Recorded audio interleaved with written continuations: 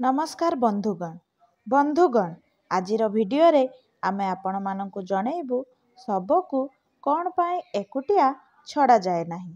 बंधुगण जेमिति दिन पर राति हेबा निश्चित अटे ठीक सेमिति ही जिए भी एही मृत्यु लोकरे जन्म नहीं थांती तांकु दिने ना दिने मृत्युवरण करिबा अवश्य अटे। अर्थात पृथ्वी लोकरे केउं बा बड़ शक्ति अछि ताहा हेउछि प्राणीर मृत्यु। तथापि किछि लोक भी एमिति होइथांती जिए कि एही सत्यକୁ स्वीकार करिबाकु चाहि नथांती। आपण समस्ते देखिथिबे हिंदू धर्मरे मृत्यु परे सबको जला जाइथाए।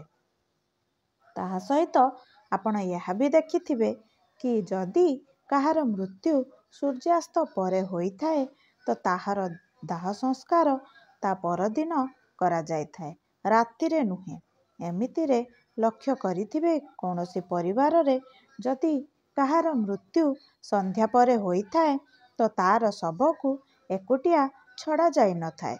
परंतु कौन आपण जानिछंती कि सबको कौन पाई रातिरे एकुटिया छड़ा जाए नहीं? तेबे आसंतु जानिबा।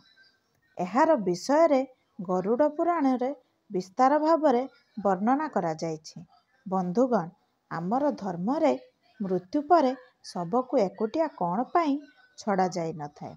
आउ एहा मध्य जानि रखंतु जे केबे केबे अथवा केउं परिस्थिति रे शबर अंतिम संस्कार करा जाई नथाए किंबा किछि समय पाई रही जाइथांती।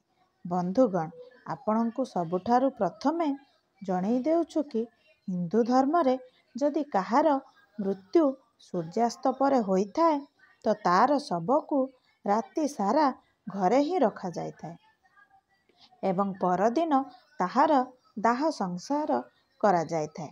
एहा परे जदि काहार मृत्यु पंचुक समय रे होइथाए तो ताहार सबको भी किछि समय पाई घरे रखा जाइथाए एवं जेबे पंचुक समय समाप्त होइथाए तो तापरे ताहार दाह संस्कार करा जाइथाए। काहिंकि ना गरुड़ पुराण रे कुहा जाइछि जे जदि सूर्यास्त परे अथवा पंचुक समय रे जदि कौनसी मृत शरीरर दाह संस्कार करा जाइथाए तो ताकू मोक्ष प्राप्ति होई नथाए। एथिपाई जदि केही रातिरे मरी जाइथाए तो तार शरीर को नहीं श्मशान को जाई नथांती बरं सबको घरे रखी ही रखा जाइथाए। सकाळ हेबार अपेक्षा करा जाइथाए एवं एमितिरे मृत शरीर को भी गोटे मुहूर्त पाई भी एकुटिया छड़ा जाई नथाए एवं केही ना केही व्यक्ति सब पाखरे जगुआली भावरे जगिकी रहिथाए।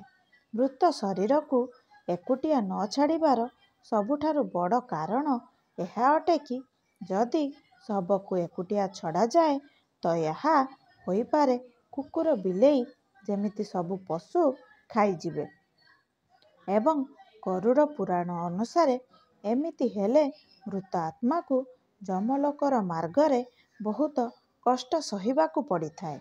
ताहा सहित एमिति माना जाइथाए कि जदि सबको एकुटिया छाड़ी दिया जाए तेबे सेथिरु गंध आसिबाकू लागिथाए। सेथिपाई एहा जरूरी होइथाए कि सेठारे केही ना केही व्यक्ति बसी रहिथाए एवं धूपକୁ शबर चारिपटे जळेई रखिथाए जहाद्वारा शबरु आसुथिबा गंध चारिआडकू न व्यापिथाए। गरुड़ पुराण अनुसारे भगवान विष्णु गरुड़ पचारिबारु कहिथिले जे हे पक्षीराज एहा सबु परे जदि काहार मृत्यु होई जाइथाए एवं तांकर केही भी संतान नथांती एमिति समय भी सबको रखा जाई पारे जेउ पर्यंत तांकर पुत्र किंबा पुत्री न आसी जाए। काहिंकि ना जेबे निजर संतान मृत शरीर को मुखाग्नि न दिए तो ताकू केते वर्ष पर्यंत एही मृत्यु लोकरे भ्रमण करिबाकू पड़िथाए। एहा परे भगवान विष्णु कुहंती कि सूर्यास्त परे जदि काहार मृत शरीर को जलाई दिया जाए अर्थात तार अंतिम संस्कार करि दिया जाए ତ ସେ ପ୍ରେତ ଆତ୍ମା ଅସୁର ଦାନବ ଅଥବା ସେ ପିଶାଚର ଜନିରେ ଜନ୍ମ ନେଇଥାଏ, ଯେଉଁଠାକୁ ତାକୁ କେତେକ କଷ୍ଟ ସହିବାକୁ ପଡ଼ିଥାଏ। ଏଥିପାଇଁ ହିନ୍ଦୁ ଧର୍ମରେ ରାତିରେ ଅନ୍ତିମ ସଂସ୍କାର କରିବା ପାଇଁ ମନା କରାଯାଇଛି। ଏହାପରେ ଭଗବାନ ବିଷ୍ଣୁ କୁହନ୍ତି କି ରାତିରେ ମୃତ ଶରୀରକୁ ଏକୁଟିଆ ଛାଡ଼ି ଦିଆଯାଏ ତ ତାର ଶରୀରରେ ଆଖପାଖରେ ଭ୍ରମଣ କରୁଥିବା ଦୁରାତ୍ମା ବି ପ୍ରବେଶ କରିଯାଇଥାନ୍ତି, ଯାହାଦ୍ୱାରା ମୃତ ବ୍ୟକ୍ତି ସହିତ ବି ତାର ପରିଜନଙ୍କୁ ବି କେତେ ପ୍ରକାର କଷ୍ଟ ଭୋଗିବାକୁ ପଡ଼ିଥାଏ। ତା ସହିତ ଏମିତି ବି କୁହାଯାଇଛି ଯେ ଶବକୁ ଏକୁଟିଆ ଏଥିପାଇଁ ଛଡ଼ାଯାଇନଥାଏ କାହିଁକି ନା ମରିଯାଇଥିବା ଲୋକର ଆତ୍ମା ସେହି ଜାଗାରେ ଭ୍ରମଣ କରୁଥାଏ ଏବଂ ନିଜର ପରିଜନମାନଙ୍କୁ ଦେଖୁଥାଏ। କୁହାଯାଏ କି ମନୁଷ୍ୟର ମୃତ୍ୟୁ ପରେ ଶରୀର ଆତ୍ମାରୁ ଖୋଲି ଯାଇଥାଏ। ଏହି କାରଣରୁ ସେହି ମୃତ ଶରୀରରେ କେବେ ବି ଖରାପ ଆତ୍ମା ପ୍ରବେଶ କରିପାରେ। ସେଥିପାଇଁ ରାତିରେ ଶବକୁ ଏକୁଟିଆ ଛଡ଼ା ଯାଇନଥାଏ ଏବଂ କେହି ନା କେହି ଶବ ପାଖରେ ଜଗିକି ବସିଥାଏ। ବନ୍ଧୁଗଣ, ଯଦି ଏହି ଭିଡ଼ିଓଟି ଭଲ ଲାଗିଲା ତେବେ ଗୋଟିଏ ଲାଇକ୍ କରିବା ସହିତ ଏହାକୁ ସେୟାର କରିଦିଅନ୍ତୁ। ଏମିତି ନୂଆ ନୂଆ ଭିଡ଼ିଓ ଦେଖିବା ପାଇଁ ଆମ ଚ୍ୟାନେଲକୁ ସବସ୍କ୍ରାଇବ୍ କରିଦିଅନ୍ତୁ ଏବଂ ପାଖରେ ଥିବା ବେଲ୍ ଆଇକନ୍କୁ ନିଶ୍ଚୟ ଦବାଇ ଦିଅନ୍ତୁ। ବନ୍ଧୁଗଣ, ଭକ୍ତିରେ ଥରେ ନିଜ ଇଷ୍ଟଦେବଙ୍କ ନାମ କମେଣ୍ଟ ବକ୍ସରେ ଅବଶ୍ୟ ଲେଖିଦିଅନ୍ତୁ। ପ୍ରଭୁଙ୍କ କୃପା ହେଲେ ଆପଣଙ୍କ ଜୀବନର ସବୁ ଦୁଃଖ କଷ୍ଟ ଦୂର ହୋଇଯିବ। ଭିଡ଼ିଓଟିକୁ ଶେଷ ପର୍ଯ୍ୟନ୍ତ ଦେଖିଥିବାରୁ ଆପଣଙ୍କୁ ଅଶେଷ ଅଶେଷ ଧନ୍ୟବାଦ।